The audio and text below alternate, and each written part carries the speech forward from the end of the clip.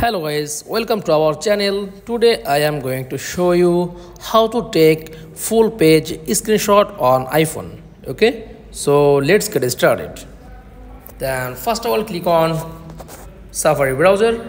Okay, then choose any site. Okay, then tap on power button and volume up button, then press, then screenshot, just click, then tap on full page, then click full page, then your screenshot, long screenshot, then tap on share icon, then click on